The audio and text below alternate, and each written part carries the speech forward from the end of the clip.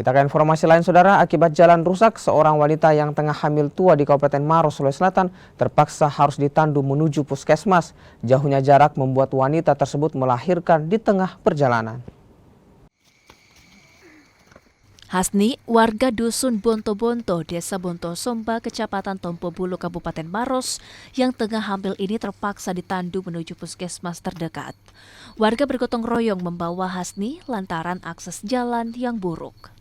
Hampir 4 km warga memandu wanita hamil tersebut. Mereka mencoba menuju lokasi di mana kendaraan bisa menjemput ibu tersebut. Namun karena terlanjur kontraksi, Hasni terpaksa melahirkan di tengah perjalanan, tepatnya di teras rumah warga.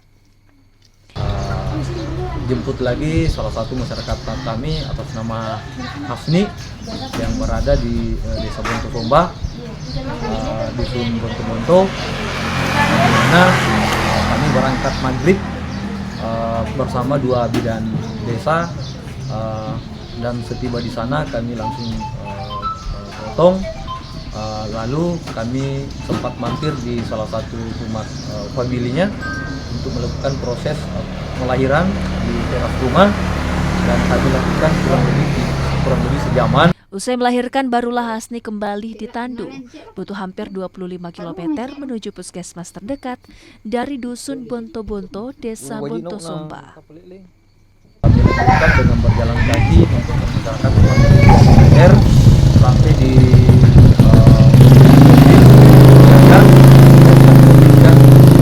menggunakan mobil jaga dengan medan yang luar biasa, kurang lebih 4 km.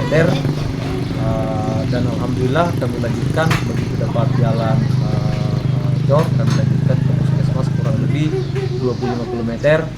Dan alhamdulillah sampai di puskesmas kurang lebih jam 11 malam, dan langsung dilakukan evakuasi, dan malam itu juga kita langsung lakukan pemotongan tali pusar. Kondisi seperti ini kerap kali dialami warga, terutama di wilayah pelosok Kabupaten Maros. Mereka tinggal di wilayah pegunungan dan akses jalan yang sulit. Aziz Hamid, Kompas TV Maros, Sulawesi Selatan. Kader